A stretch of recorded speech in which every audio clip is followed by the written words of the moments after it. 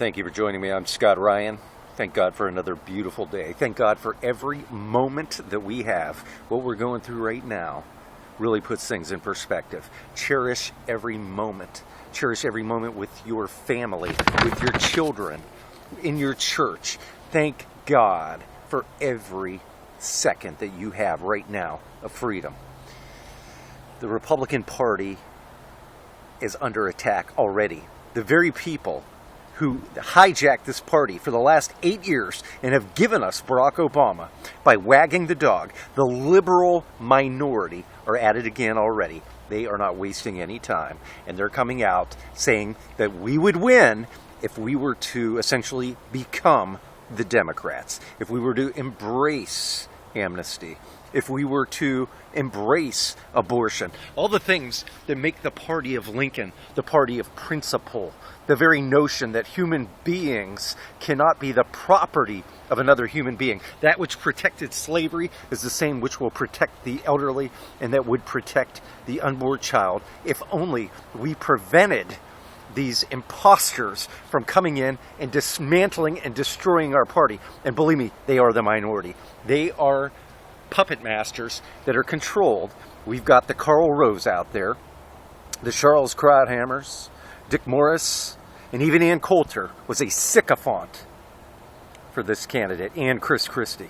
It is egregious, and we cannot allow this anymore. And I'm posting a link to a proposal that I put forward back in right after the 2008 election that would actually prevented the Republican hijacking of the nomination.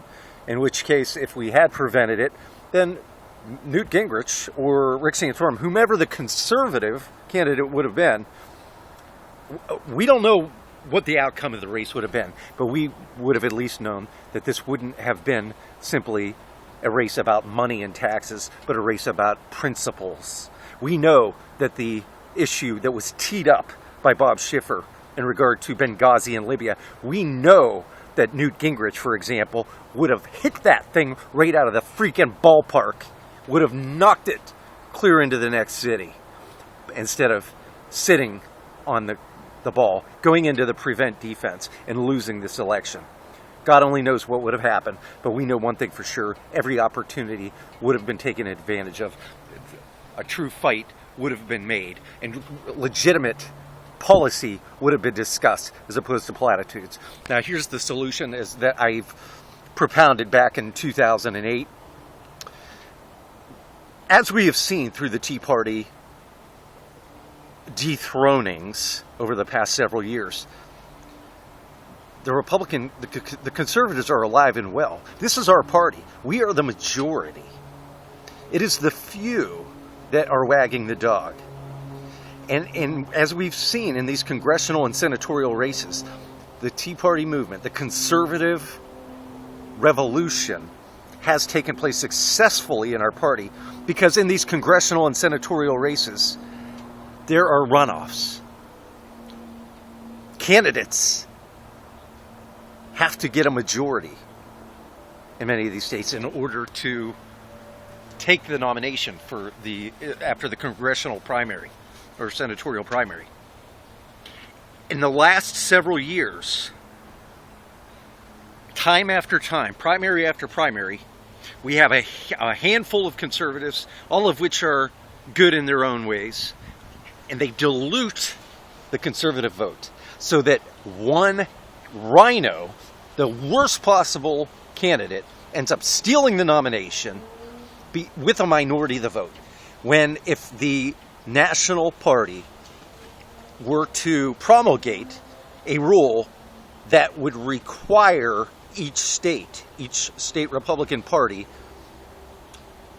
to have a runoff between the top two candidates and requiring a majority in each state, there is no way we would have had Mitt Romney. There is no way we would have had John McCain. I would submit there is no way that we would have had George W. Bush. There is no way that we would have had Bob Dole. It is a simple hijacking. That is how, year after year, for the past decades, ever since Ronald Reagan, we have been duped by this minority in our party that equate to no more than 30% of the party at best, but manage, after they steal our nomination, they manage to get us to pick up the soap for them. They manage to get us to vote for them time after time, only because of these underhanded tactics. It is time for us to have a reign of terror, metaphorically speaking, in this party. Enough is enough. This is our party. I'm tired of this talk about we need to start a new party. Conservatives need to leave. No, this is our party. It was founded by conservatives, for conservatives. We have allowed ourselves to be hijacked too many times. It is unacceptable. This rule must be promulgated at the top, at the national level, for every state. And that will make sure, that will, beyond all doubt, make certain that this party will not be hijacked. Just like the way that we expunged Earl Inspector and many other compromising liberals throughout the country and replaced them with good candidates. That will happen every time with the presidential nomination.